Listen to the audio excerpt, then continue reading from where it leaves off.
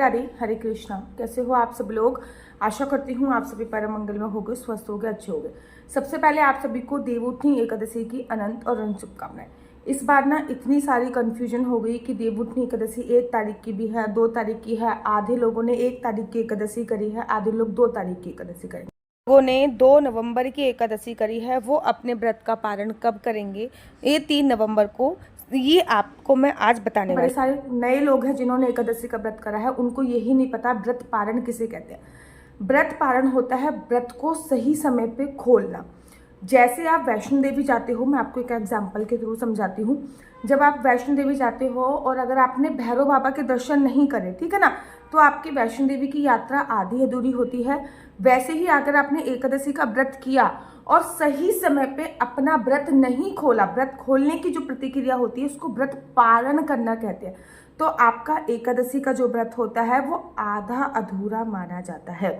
अब मैं आपको, जिन्होंने 1 तारीख का व्रत रखा है और 2 तारीख को पारण, उनको कितने बजे करना है, क्योंकि 2 तारीख को भी बड़े सारे लोग एकादशी का व्रत कर रहे हैं। ऐसे में हम व्रत का पालन कब और किसी तरीके से करें? देखो, हमारे श्रीमद् भागवत महापुराण में ना वर्णन आया है कि राजा अम्बरीश थे। बहुत सुंदर कथा है कि राजा अम्बरीश थे, वो हमेशा भगवान की पूजा अर्चना वंदना करते थे। राजा होते हुए भी भगवान के लिए चक्की से आटा खुद पीसते थे। पहले ज़माने में वो तो नहीं होती थी ना मशीन वगैरह आटा पीसने की, तो हाथ से आटा पीसा जाता था। तो जब वो भगवान के लिए चक्की से आटा पीस रहे होते थे, उनको पसीना आ रहा होता था और भगवान अपने पीताम्बर से उनको हवा कर रहे होते थे। ऐसे परम भगवत प्रेमी थे राजा अम्बरीश। तो राजा अम्बरीश एकादशी का व्रत रखते थे। एक बार की बात है, उन्होंने एकादशी का व्रत रखा था। द्वादशी पे वो अपने व्रत का पारण करने के लिए जा रहे थे। जब वो द्वादशी पे अपने व्रत का पारण करने के लिए जा रहे थे, अचानक से दुर्वासा ऋषि का आगमन हुआ। अब ऐसा शास्त्रों में वर्णन आया है कि जब भी हम अपने किसी भी व्रत का, मैं एकादशी की बात नहीं कर रही, किसी भी व्रत का पारण करने के लिए जाते हैं, कोई हमारे मान्य हो गए, कन्या हो गई, गौ माता हो गया, या फिर कोई साधु संतों का घर पे आगमन हो जाता है हमारे दरवाजे पे, तो ये समझ लीजिए आपका जो व्रत है वो 100% सफल हो जाता है। राजा अम्बरीश ने दुर्वासा ऋषि के हाथ जोड़े और कहा, अहो भाग्य हमारे जो आप यहाँ पधारे। ऋषिवर आइए, बैठिए, विराजमान होइए। मैं अपने एकादशी के व्रत का पारण आज द्वादशी पे करने के लिए जा रहा हूँ, लेकिन उससे पहले आप भोजन कराइए। कहते हैं एकादशी के व्रत के बाद द्वादशी पे अगर हम ब्राह्मण को भोजन कराते हैं तो हमें अपार पुण्य की प्राप्ति होती है। पहले आप भोजन कीजिए, उसके बाद मैं अपने एकादशी के व्रत का पालन करूँगा। दुर्वासा ऋषि ने कहा, मैं थोड़ी देर से आ रहा हूँ, दूर से आ रहा हूँ, पहले मैं स्नान वगैरह करूंगा, फिर मैं अपने एकादशी के व्रत, फिर मैं भोजन इत्यादि ग्रहण करूंगा। अब दुर्वासा ऋषि तो चले गए स्नान करने। राजा अम्बरीश ने देखा कि दुर्वासा ऋषि को स्नान करने में थोड़ा सा समय लग रहा है, काफी देर हो गई इंतजार करते करते, और उनका एकादशी के व्रत के जो पारण का समय है वो निकला जा रहा है। जबकि शास्त्रों में ये वर्णन आया है कि पारण एकदम सही समय पे होना चाहिए। अब वो बड़े परेशान हो गए, क्योंकि राजा अम्बरीश क्षत्रिय थे। उन्होंने कहा कि अगर मैं दुर्वासा ऋषि को दिया हुआ वचन तोड़ता हूँ तो मैं कैसा क्षत्रिय हूँ, और अगर मैंने भोजन इत्यादि कर लिया, अगर मैंने भोजन इत्यादि नहीं किया, मतलब अपने व्रत का पालन नहीं किया, तो मेरा एकादशी का व्रत जो है वो आधा अधूरा माना जाएगा। ऐसे में मैं क्या करूं? तो उन्होंने अपने राज्य के सभी योग्य ब्राह्मण को बुलाया और उनसे बोला कि मैंने दुर्वासा ऋषि को वचन दिया है कि जब तक मैं उनको भोजन इत्यादि नहीं कराऊंगा, अपने व्रत का मैं पालन नहीं कर सकता। ऐसे में आप मुझे बताइए मैं क्या करूं? तो उन्होंने बोला कि आप भगवान के चरणों का चन्यमित पी के व्रत का पालन कर लीजिए। अब बड़े सारे लोगों ने भीष्म पंचक व्रत रखा होगा, तो वो लोग चावल तो नहीं खा सकते जिन्होंने भीष्म पंचक व्रत रखा है, तो वो अपने व्रत का पालन कैसे करेंगे? तो वो अपने व्रत का जो पालन करेंगे वो डेफिनेटली बात है कि भगवान के चरणों का चन्यामित पी के करेंगे, ठीक है ना। बड़े सारे लोगों का 2 तारीख को भी व्रत होगा, तो वो अपने व्रत का पालन कैसे करेंगे? भगवान के चरणों का चन्यामित पीकर। राजा अम्बरीश जैसे ही भगवान के चरणों का चन्यामित पीने वाले थे, दुर्वासा ऋषि का आगमन हो गया। दुर्वासा ऋषि ने कहा, हे मूर्ख राजा धूर्त, तू ये क्या कर रहा है? तूने मुझे वचन दिया है कि जब तक तू मुझे अन्न जल ग्रहण नहीं कराएगा तब तक तू कुछ भी नहीं खाएगा, तू तो अपना वचन तोड़ रहा है। राजा अम्बरीश उनको बहुत समझाने की कोशिश करते हैं, लेकिन दुर्वासा ऋषि को बहुत शीघ्र गुस्सा आ जाता है। उनको समझ में नहीं आता। दुर्वासा ऋषि अपने एक बाल पकड़ते हैं, उसको ऐसे ऐसे करके घुमाते हैं, बालों को खींच देते हैं और जमीन पे पटक देते हैं। एक भयंकरी राक्षसी कृत्या प्रकट हो जाती है। कृत्या, ठीक है ना।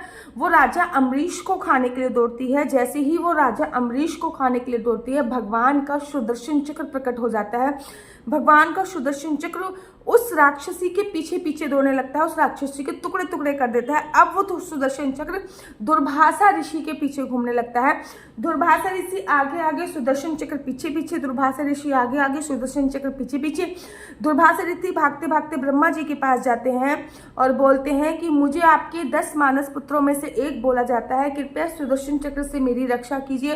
ये दुर्भाषा ऋषि जब ये बोलते हैं तो ब्रह्मा जी कहते हैं, बेशक आपको मेरे 10 मानस पुत्रों में से एक बोला जाता है, लेकिन इस सुदर्शन चक्र से मैं आपकी रक्षा नहीं कर सकता। जिसका ये सुदर्शन चक्र है वही आपकी रक्षा कर सकता है। भागते भागते भगवान शिव के पास जाते हैं और कहते हैं कि मुझे आपका अंश अवतार बोला जाता है, इस सुदर्शन चक्र से मेरी रक्षा कीजिए। भगवान शिव बोलते हैं, बेशक आपको मेरा अंश अवतार बोला जाता है, लेकिन इस सुदर्शन चक्र से मैं आपकी रक्षा नहीं कर सकता।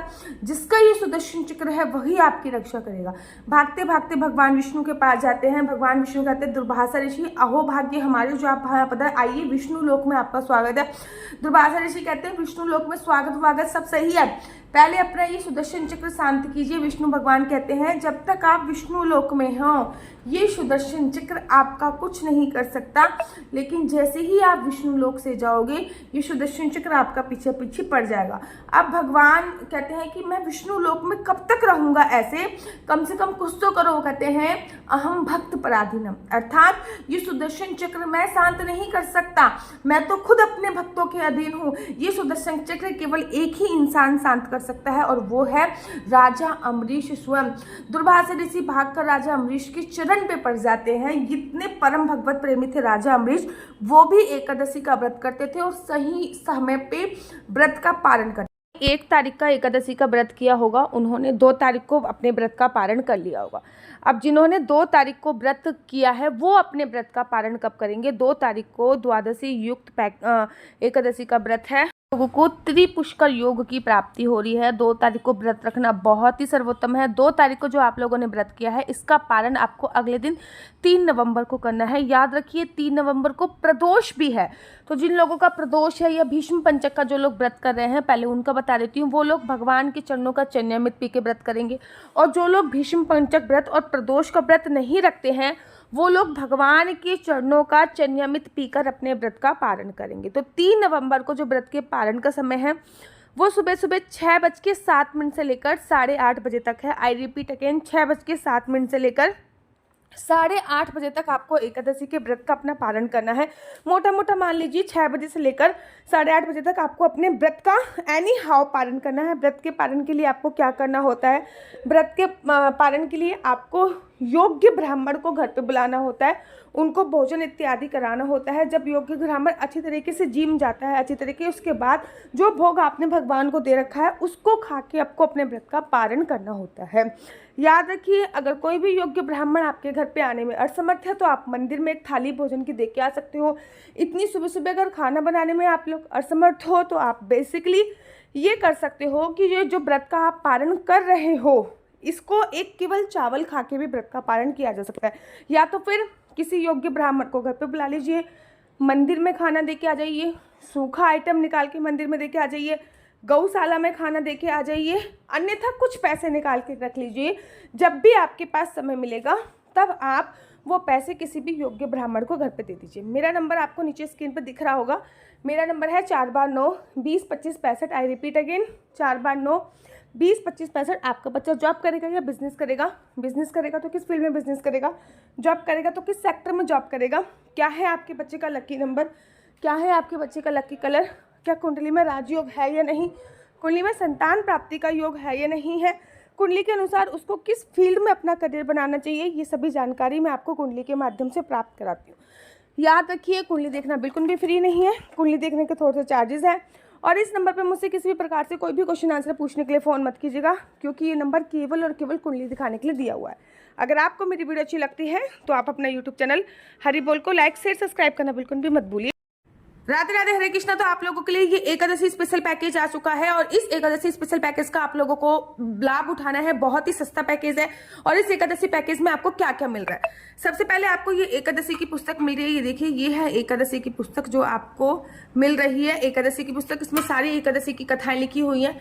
इसी के साथ साथ आपको ये जप माला मिल रही है। याद रखिए, ये जप माला है राधा राधा राधा राधा राधा। तो ये आपको एक जप माला मिल रही है। गले में पहनने वाली डबल राउंड की तुलसी माला मिल रही है। 2 राउंड की तुलसी माला मिल रही है। इसी के साथ साथ आपको लड्डू गोपाल के लिए एक तुलसी माला मिल रही है, लड्डू गोपाल के लिए एक वैजंती माला मिल रही है, लड्डू गोपाल के लिए एक चंदन माला मिल रही है।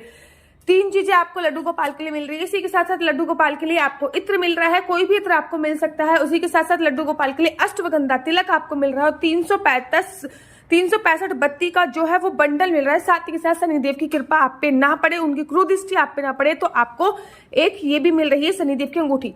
ये सारा का सारा पैकेज है वो 680 रुपए का है। कोई भी डिलीवरी चार्ज नहीं। 680 रुपए में आपको कितने आइटम मिल रहे हैं? 1 2 3 4 5 6 7 8 9 10 आइटम मात्र 680 रुपए में मिल रहा है।